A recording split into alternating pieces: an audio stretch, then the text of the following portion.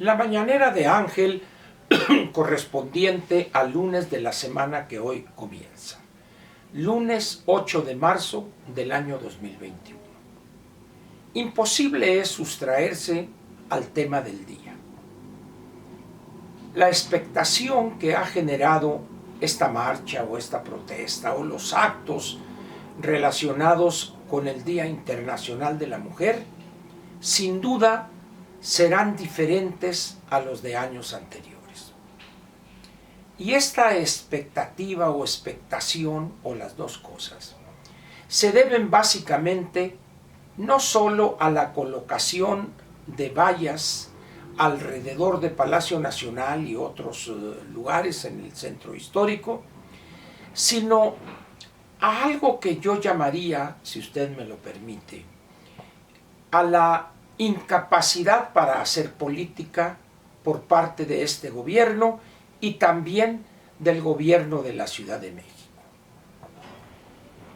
Los puestos más importantes en ambos gobiernos, en el federal y en el local, e incluso en cualquier gobierno local, sean gobiernos estatales o municipales, el puesto por excelencia que hace política o que debe hacer política es el secretario de Gobernación y en el orden subnacional o local, como guste usted, serían los secretarios de gobierno en el orden estatal y el secretario de gobierno municipal en el orden municipal.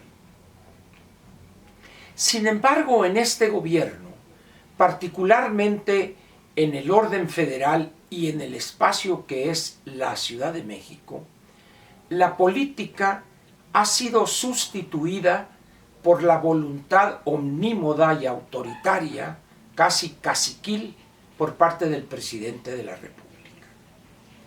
La jefa de gobierno es un títere del presidente, no tiene voluntad propia y a tiro por viaje, como se diría coloquialmente, cae en el ridículo. Sin embargo, hay que reconocerle, es una virtud de ella, el umbral del ridículo lo tiene muy alto. De tal manera que dice tontería y media o ridiculez y media y ella tan campante. El ejemplo último de esto que señalo es una declaración ahora de ella donde dice que cuando fue estudiante también sufrió acoso. ¿Se acordará de esa época la anticientífica Sheinbaum? Porque ahorita pues debe de tener algunos años, algunas primaveras acumuladas, pero lo curioso es que 15 o 20 años después o 30 años después de que fue estudiante, ahora declara, porque está de moda o porque eso piensa que la va a hacer una víctima y todo el mundo va a decir, ay, pobre jefa de gobierno, también fue acosada. ¿Qué busca la anticientífica Sheinbaum? ¿Qué busca con esa declaración? ¿Victimizarse a estas alturas? ¿Quedar bien con el presidente? Ni lo uno ni lo otro. Ni se victimiza porque nadie le cree. ¿Cómo es posible que a estas alturas una persona como ella, que fue grilla desde que estuvo en la Facultad de Ciencias, si no estoy equivocado, luego en la grilla sindical, etcétera, etcétera, y decir que alguien la acosaba? Bueno, pues dicen que hay malos ratos y hay malos gustos, pero finalmente pues ha declarado ella lo que era un secreto bien guardado. Y también por eso entiende, dice, a las mujeres, porque fue acosada. Sería interesante ver qué opinan las dirigentes de estos grupos que se manifestarán hoy acerca de ese acoso que sufrió la anticientífica Sheinbaum. ¿Se atrevería a nombrar al acosador en su momento? Porque eso sería interesante también, saber quién en su momento, hace ya varios años, la acosó a ella siendo estudiante universitaria. Pero hay algo más importante que ese mitote de su acoso. ¿Dónde están los funcionarios del gobierno federal y del gobierno de la Ciudad de México que deberían estar haciendo política para evitar disturbios y evitar también la necesidad de proteger con vallas no solo Palacio Nacional, sino algunos otros edificios?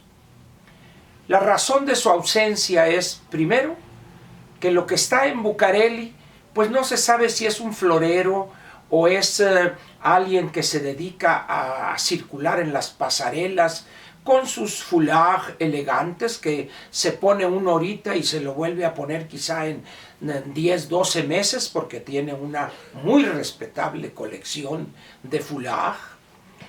También su elegancia, le gustan los buenos trapos, de tal manera que ella parece más bien figurín de alguna revista de modas. Pero hacer política ni sabe, ni le interesa, ni le permiten hacer política. De tal manera que en Bucareli no hay quien haga política. ¿Y qué sucede en la Ciudad de México?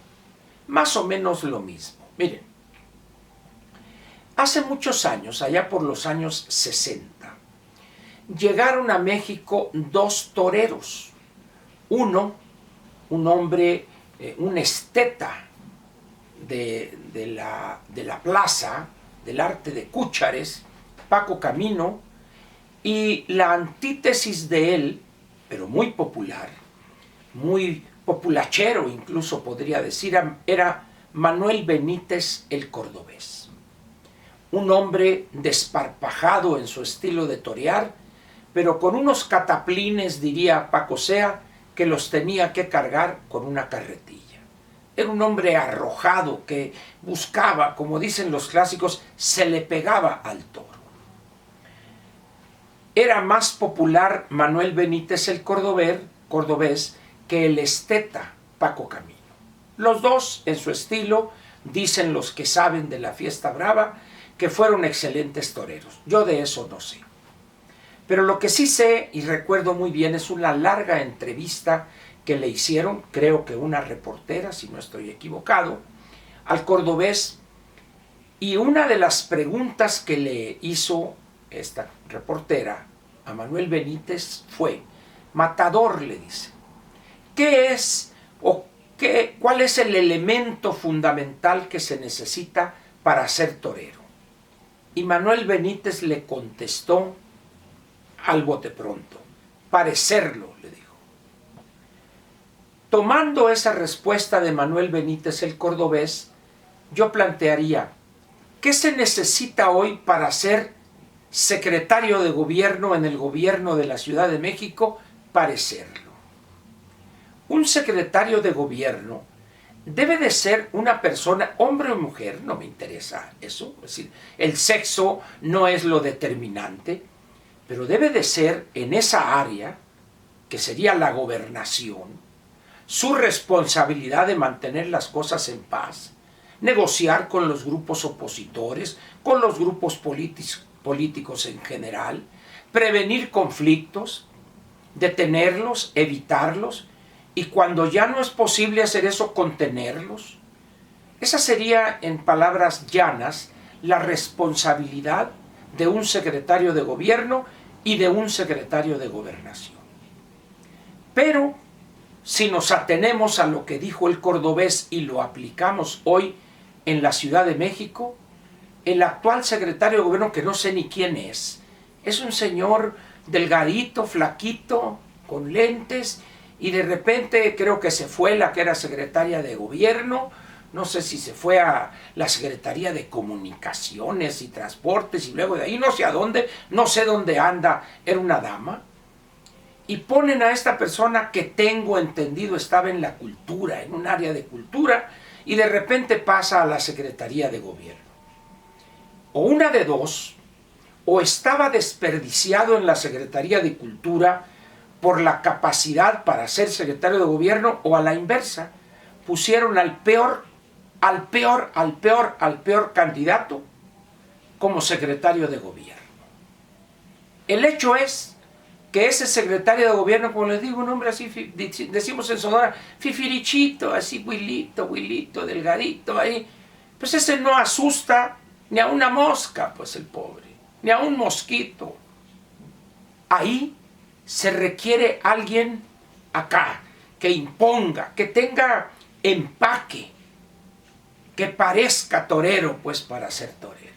Por eso es el desastre en la Ciudad de México y por eso es el desastre en el orden federal.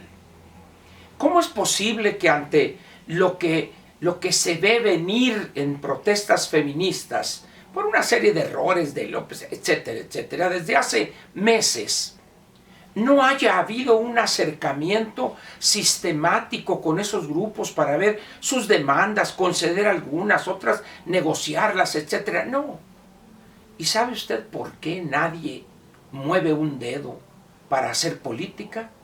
Porque están ante un gobierno unipersonal, de pensamiento único e incluso diría de cacique único. De tal manera que los funcionarios no mueven nada absolutamente mientras no lo decida el gran Tlatoani. Que ayer andaba ya en Palenque, subió un video y miren ustedes qué bonitos verdes, está lloviendo y que vamos a inaugurar un museo en la Dama Roja y no sé qué cosas. Y dice, oiga señor, no más que el problema político central está aquí en la Ciudad de México. Pero él desde el viernes anda por allá viendo y que nadie tome una cerveza en el vuelo porque pueden mentarle la madre al presidente. Realmente es un milagro que este país esté completo con esta gobernación. Y luego las vallas son para proteger un monumento nacional. Y luego dice, es que es mejor poner vallas que echar a los granaderos. ¿Qué visión tan pedestre? Porque tiene que ver con los pies, no con otra cosa. ¿Qué visión tan pedestre tiene de la gobernación el presidente? No es un problema de optar entre vallas o granaderos, no. Esa es una soberana estupidez políticamente hablando. No, hay que hacer política, hay que convocar a los diversos, hay que negociar con los grupos que tienen demandas justas o no, pero hay que hacer política. El presidente de la República no hace política, impone. Esa es su única política. Entonces dice uno, ¿cómo es posible que el jefe de Estado diga, es que es mejor las vallas que echar los granaderos? ¿Se imaginan ustedes lo que pasa por la cabeza de un gobernante así? Una incapacidad total para entender lo que es y para qué sirve la política. Es más, voy a dar un ejemplo no contrario al gobierno de López. Pregúntenle a Ricardo Monreal, que algo le sabe a la operación política. Pregúntenle a Osorio Chong, que está en Cámara de Senadores, y así a muchos que han estado en la operación política. Pero en fin, pues, ya definió él cuál es la política que le importa. O vallas o granaderos, ustedes escojan, pareció decirles como mensaje ominoso a los grupos feministas y a las mujeres que protestan por los crímenes y el trato del cual son objeto. Por lo pronto, pues esperemos que las cosas no pasen, que no haya violencia, pues, y que se empiece a hacer política, tanto en la Ciudad de México como en el orden federal.